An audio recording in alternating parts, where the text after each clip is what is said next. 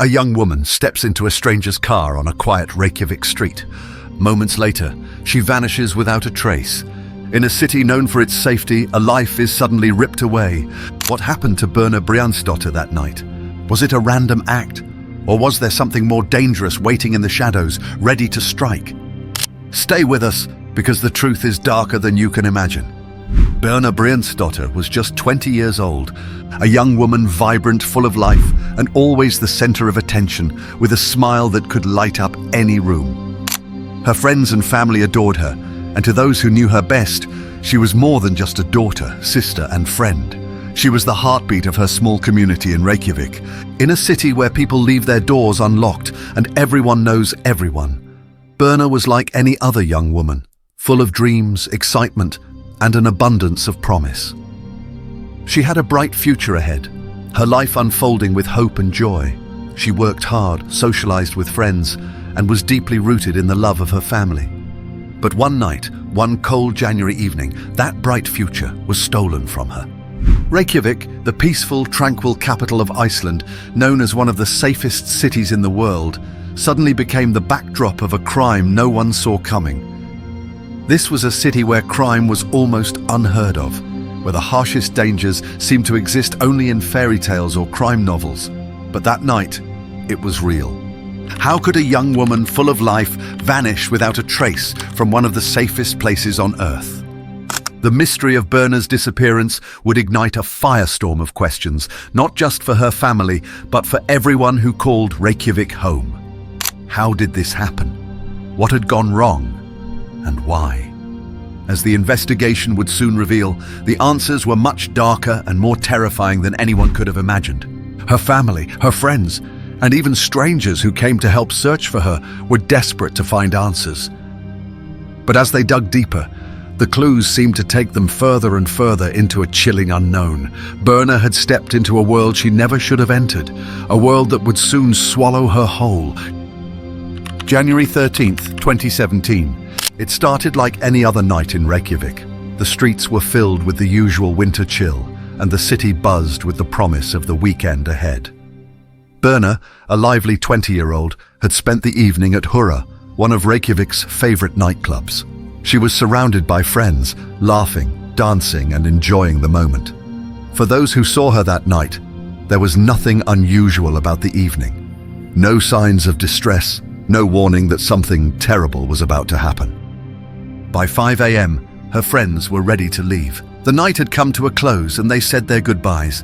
But Birna, she wasn't quite ready to go home. She told them she'd catch a taxi to get back to her apartment, a short ride away. She never made it. The next few moments would mark the beginning of a nightmare no one could have prepared for. Birna, now walking alone down Laugavegur, Reykjavik's bustling main street, was captured by a CCTV camera. In her hand, she clutched a falafel pita, nibbling casually as she walked through the quiet city streets.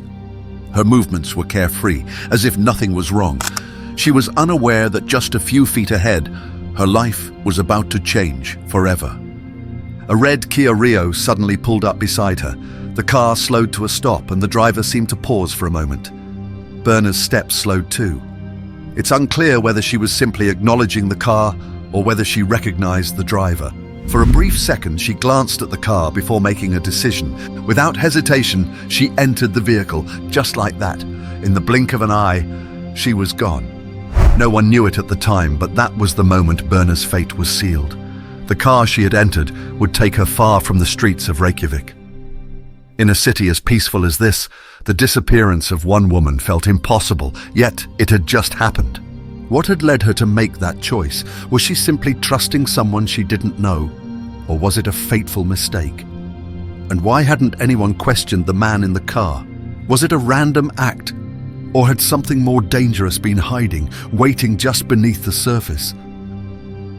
The sun had barely risen over Reykjavik when the frantic calls began. The phone rang relentlessly through Birna's apartment, unanswered. Her friends, worried but hopeful, tried again and again, convinced that Birna had simply stayed out too late. She was independent, yes, but she was also responsible. Surely she would return home soon. By the time the afternoon sun began to dip low, it became clear something was horribly wrong. Birna hadn't called. Birna hadn't texted. There was no word from her at all. Her friends, once hopeful, began to panic. Where was she? Her mother, Birna Brjánsdóttir, had been trying to reach Birna all day. The longer it took for her daughter to respond, the heavier the worry grew. At first, she tried to convince herself that Birna was simply enjoying herself a little longer than expected. But by noon, when Birna still hadn't shown up for work and had missed their usual morning check-in, Birna knew. This wasn't like her daughter. By 1:30 p.m., the decision was made. Birna was missing, and Birna did something no mother ever wants to do. She called the police. The first response was typical. At first, it was assumed that Birna had simply gone off on her own, likely with friends. People often forgot to check in after a night out. But as the hours ticked by, the silence grew heavier. Birna had never gone missing before. The police advised that she could still be found, even though they were unsure what had happened. But the longer the investigation went on, the clearer it became. Something had happened. And that something was going to take them down a much darker path than anyone could have imagined. Family, friends, and complete strangers who had heard about Birna's disappearance rallied together. Posters with her smiling face were plastered all over Reykjavik. Desperation filled the air. The search spread across the city, with friends and family retracing Birna's steps, hoping to find some sign of her. But despite all the activity, every effort seemed to bring nothing more than confusion. Days passed, and the uncertainty grew. No one knew where she had gone or who had taken her. There were whispers that she had been abducted. But where had they taken her?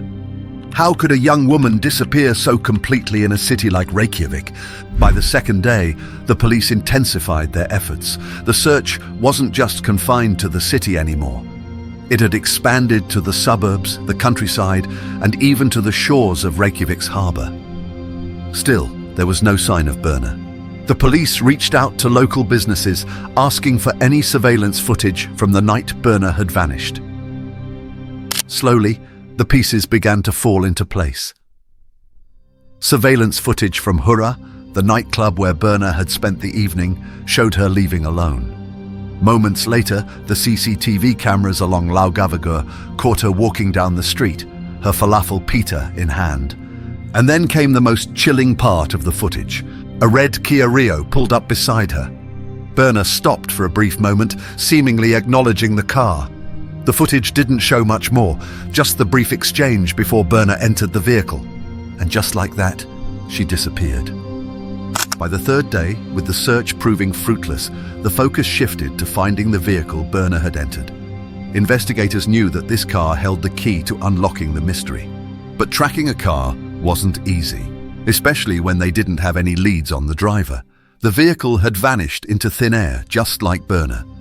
The breakthrough came when police reached out to a local car rental agency. They were told that the car had been rented by a member of the crew aboard the Polar Nanok, a Greenlandic trawler docked in Reykjavik for a stopover.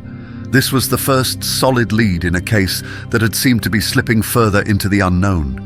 After days of searching, the authorities finally caught a break. The red Kia, the car Birna had stepped into that fateful night, had been rented by a member of the crew aboard the Polar Nanok, a Greenlandic trawler that had docked in Reykjavik for a brief stopover. This was the moment the investigation began to shift gears. Up until this point, there had been little concrete evidence, just a growing pile of questions. But now, they had a lead. The car had been rented by someone with direct ties to the crew of the Polar Nanok, a crew that was due to leave Reykjavik the very next day. The police turned their attention to the crew. They traced the movements of the red Kia through security footage and witness statements, gradually building a clearer picture of its journey. But this still didn't answer the most important question: who was driving it? The investigation led the authorities to Møller Olsen, a crew member on the Polar Nanok. As the details about his involvement started to emerge, investigators began to feel the weight of the growing mystery. The crew of the Polar Nanok had just finished their work in Reykjavik, preparing for departure the following day. But now, With this new lead, the crew's activities had come under intense scrutiny. Had one of the crew members been involved in Birna's disappearance, the connections between the Red Kia and the Polar Nanook crew were now impossible to ignore. The authorities had to act quickly. Despite the mounting evidence and the connection to the Red Kia, the case was still far from solved. Authorities worked tirelessly to track down each crew member. They interviewed the men aboard the Polar Nanook, trying to piece together their whereabouts the night Birna vanished. However, each crew member seemed to have an alibi. There was still no direct connection to Birna. No one had seen anything. It was as if she had simply disappeared into thin air. But the investigation wasn't over yet. The breakthrough came when the forensic team began to investigate the Red Kia more thoroughly. What they found inside the car would change the course of the investigation forever. The forensic team wasted no time. The moment they identified the bloodstains in the car, the significance became clear. This wasn't just a car ride. Birna had been inside the vehicle, and whatever happened next would define the investigation. Experts confirmed that the bloodstains were consistent with an assault, not just a casual injury. These were marks left by a violent struggle. The authorities were left to wonder. Was Birna still conscious when she was driven away? Was she even alive when the car left Reykjavik? The blood in the car suggested violence. The DNA results further corroborated this grim discovery. Birna's DNA was found on the car's seats and inside the vehicle, confirming she had been there. But still, what happened next? Where had she gone? And why hadn't anyone heard from her after she got into the car? With the forensic evidence piling up, the police focused on the crew of the Polar Nanook. But their key break came when investigators managed to find a critical piece of evidence hidden away: fibers from Birna's red parka. They were found on Thomas Møller Olsen's boots, a shocking discovery that sent a chill through the investigation team. Fibers from Birna's jacket were found on the boots of the man who had rented the Red Kia. This wasn't just an accident, it was a direct connection between the victim and the suspect. The fibers confirmed that Birna had been in close contact with Thomas, but the question remained: how had she ended up there? What had happened inside that car?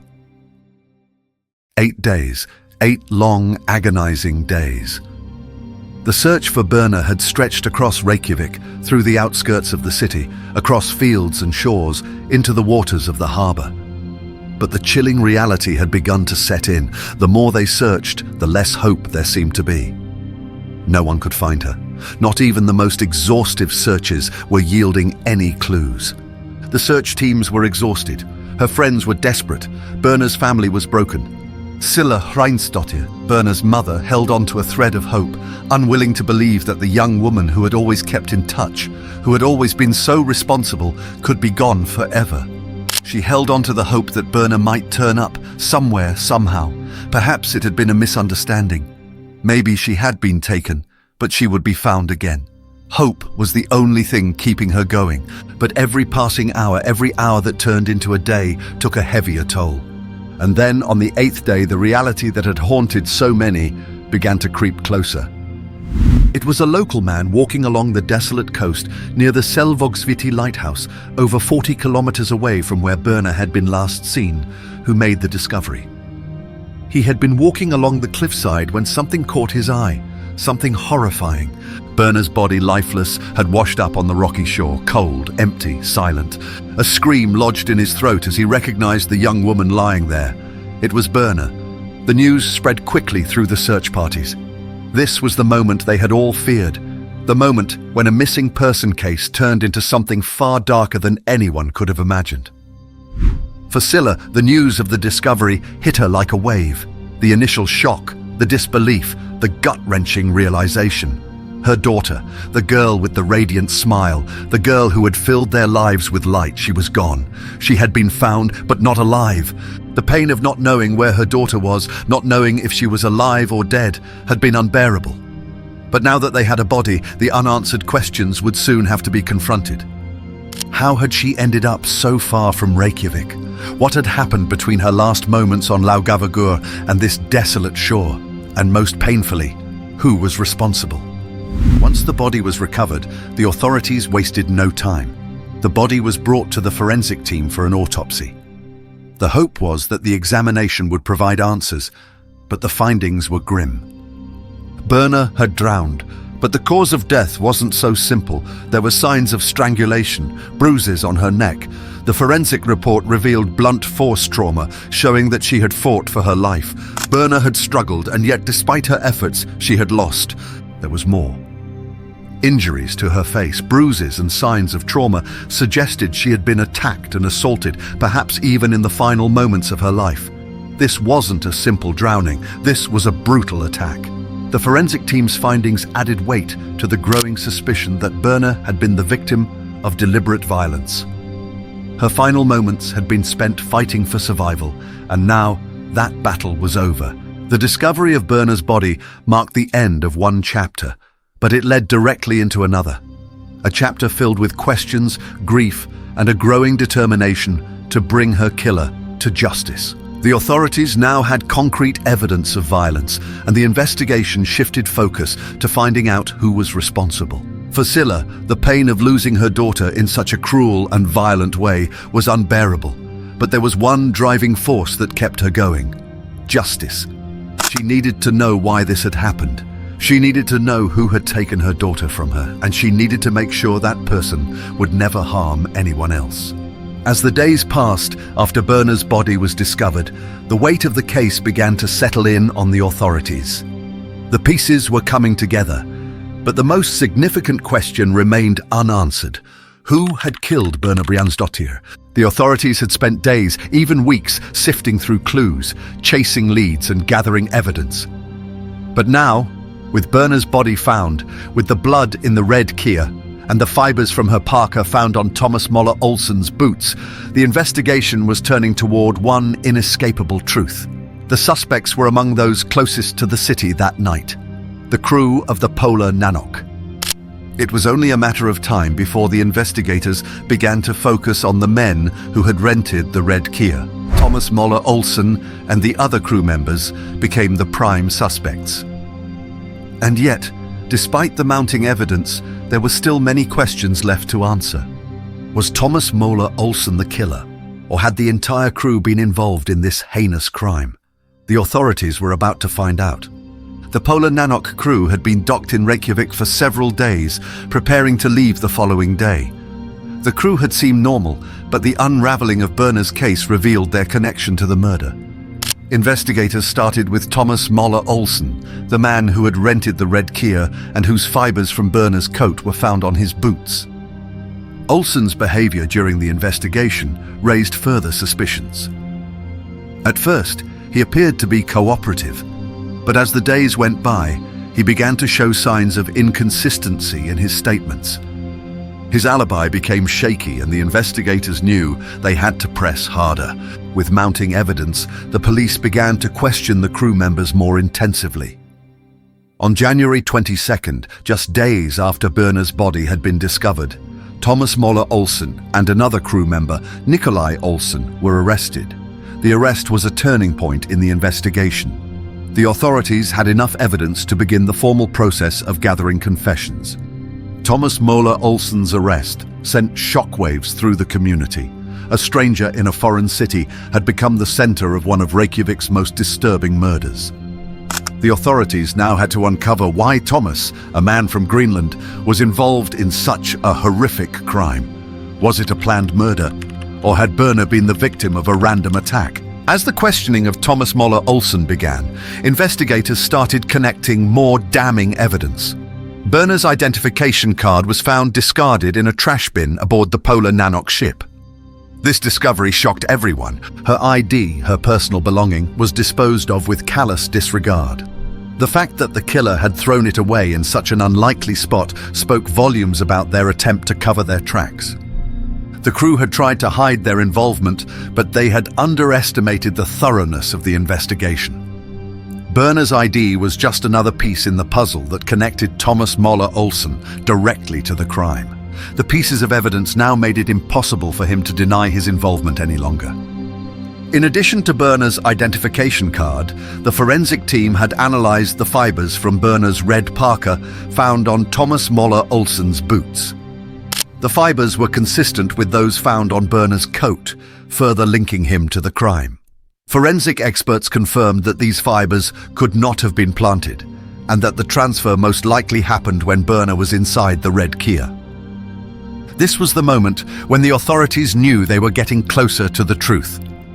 Investigators also uncovered further evidence inside the red Kia. More blood, not just a trace, but enough to confirm that Birna had fought for her life inside the car. The bloodstains were consistent with a violent struggle, and it became clear that Birna had been attacked before being killed. The injuries to her neck and face were the result of an assault. This made the story even darker.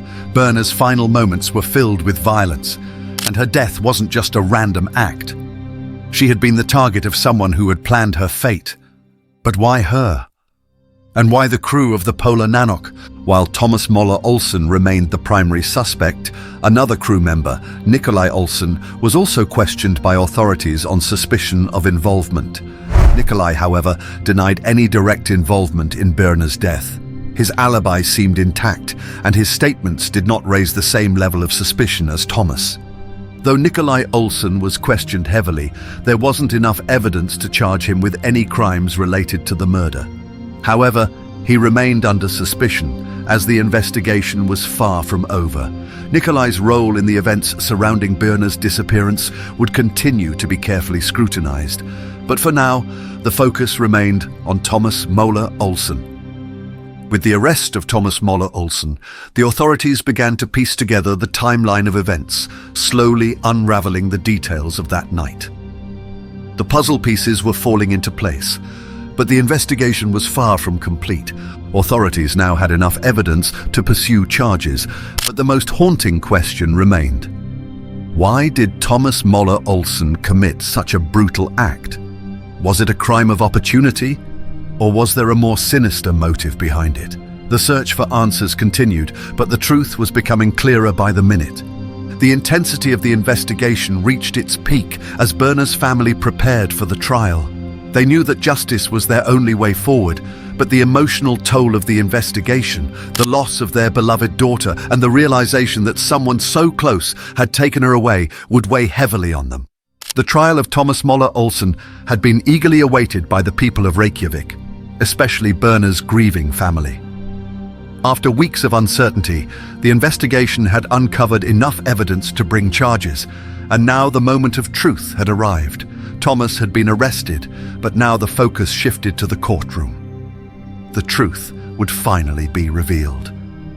As Birna's mother, Birna Brjánsdóttir, sat in the courtroom, she couldn't help but think of the daughter she had lost, the daughter whose smile still haunted her every waking moment. Birna had been so full of life, so full of promise. Now, Birna was sitting in a courtroom fighting for justice, for a life that had been taken too soon, too violently. This trial wasn't just about facts and evidence. It was about making sense of a senseless act, a way to reconcile the loss of a daughter and to bring closure to a family that had been torn apart. Thomas Møller Olsen stood at the defendant's table, his expression hard to read. He had been arrested and charged with murder and drug smuggling, but he still insisted on his innocence. Despite the overwhelming evidence against him, the blood, the DNA, the fibers, and the discarded ID, Thomas continued to claim he was innocent. He had not committed the murder. In his defense, he would argue that there had been a mistake, that the evidence was circumstantial and that he had been wrongly accused. But for Birna's family, there was no denying the truth. The evidence was too clear. They had lost a daughter, a sister, a friend. And now, the trial would finally expose the full extent of what had happened to Birna on that fateful night. Her life had been stolen. The prosecution was relentless. The evidence was irrefutable. There was Birna's blood in the red Kia. There were fibers from her parka on Thomas's boots. There was her identification card, found discarded in a trash bin on the ship. The timeline of events had been reconstructed with forensic precision. Each piece of evidence, no matter how small, was another nail in Thomas's coffin. The prosecutor was direct in their argument. Birna had been murdered. She had fought for her life inside that car, and Thomas Møller Olsen had been the one who had taken her, driven her away, and attacked her violently. The forensic evidence made it clear Thomas was not just a witness to the crime, he was the perpetrator. As the prosecutor laid out the case, a picture began to emerge. It was a picture of a violent encounter where Birna had been taken by surprise and attacked by someone she didn't know, someone she had no reason to fear. There was no indication that she knew Thomas before that night. And yet, he had chosen her. Why? The answer to that question would be revealed in the trial's closing moments. But for now, the prosecution's argument was undeniable. Thomas Møller Olsen was the one who had murdered Birna Brjánsdóttir. In contrast, the defense offered a completely different version of events. Thomas Møller Olsen's lawyer argued that there had been a misunderstanding. He claimed that Thomas was simply in the wrong place at the wrong time. He had rented the red Kia, yes, but that didn't mean he was involved in Birna's death. There had been no clear evidence that he had killed her. The blood found in the car, he argued, could have been planted. But this defense was shaky at best. The evidence was overwhelming. The fibers on Thomas's boots, the traces of Birna's blood in the car, the discovery of her identification card, all pointed to one thing. Thomas was involved in Birna's death. The defense tried to deflect attention by pointing to other possibilities. Perhaps someone else had committed the crime and used Thomas as a scapegoat. But the prosecution was quick to shut down these arguments, pointing to the timeline and physical evidence that made Thomas the only logical suspect. Throughout the trial, Thomas's continued denial of any involvement was chilling. Despite the growing pile of evidence, he maintained that he had not killed Birna. He was faced with the truth. The fibers, the blood, and his own fingerprints all told a story he couldn't deny, yet he remained unmoved, insisting that the evidence was a result of a mistake, a misunderstanding. To Sila, this was the hardest part. Thomas's refusal to take responsibility made it feel like her daughter's death was being brushed aside. The truth didn't matter to him. All he cared about was preserving his own freedom. But for Birna's family, there was no freedom for him. There was only the truth that their daughter had suffered and the truth that justice had to be served. Finally, the moment of reckoning arrived. The judge addressed the courtroom and the verdict was read aloud. Thomas Møller Olsen was found guilty of murder and drug smuggling. The judge sentenced him to 19 years in prison. The verdict was a mix of relief and frustration. Birna's family felt the weight of the sentence, but it didn't feel like enough. 19 years seemed too little for the life Thomas had taken. 19 years. A fraction of the life Birna would never get to live. For her mother, Sila, this was not the justice she had hoped for, but it was justice nonetheless. It was a step toward closure, though no amount of time could ever bring Birna back. For Birna's friends and the community, the verdict marked the end of a chapter. But the loss of Birna would never be erased. The trial had exposed the truth, but it also reminded everyone of the fragility of life, the fact that even in the safest, most peaceful cities, darkness could still hide in the most unexpected places. The trial concluded, but for Sila, Birna's father, and their family, the real work had just begun. They would continue to mourn. They would continue to remember the beautiful, vibrant woman that Birna had been, but they would also carry her memory forward, through their grief, through their pain, and through their continued pursuit of justice. Birna's life would never be forgotten. Her legacy would live on in the hearts of those who loved her and who had witnessed the horrific violence that claimed her life. As Sila Brjánsdóttir left the courtroom, she knew that justice had been served, but it would never be enough to replace her daughter. She would never have her back. But at least, she could take solace in knowing that Birna's story was heard, that the truth had come to light, and that the man responsible for her death would pay for his actions. As the dust settled after the trial, the ripple effect of Birna's death spread through Iceland. A nation known for its safety and tranquility had been forever altered by this brutal act of violence. But even in the darkest moments, the strength of community shone through. The people of Iceland and those in Greenland stood together, united by their grief and by their desire for justice. Birna's death would forever serve as a reminder that no place is completely immune to darkness. that even in the most peaceful, serene environments, violence can strike. But the community's response, their resilience, their desire for justice, showed that darkness could be met with light, and that the pursuit of truth and justice would never falter. Birna's tragic death reverberated throughout Iceland and Greenland, sending shockwaves through both nations. Iceland, once a place defined by its safety and peace, was forever changed by the violence that had shattered their sense of security. The murder forced the nation to confront the reality that no place, no matter how serene, is immune to darkness. In the aftermath, Reykjavik saw increased security measures, including more surveillance cameras, as the community tried to regain a sense of safety. The Icelandic government also tightened regulations surrounding foreign workers and maritime operations to prevent further tragedies. Across the sea, Greenland too was deeply affected, as the ties between the crew of the Polar Nanok and their home country created a ripple of sorrow. A community united in grief, both nations learned a valuable lesson: that vigilance and empathy must remain at the forefront of their efforts to protect their people.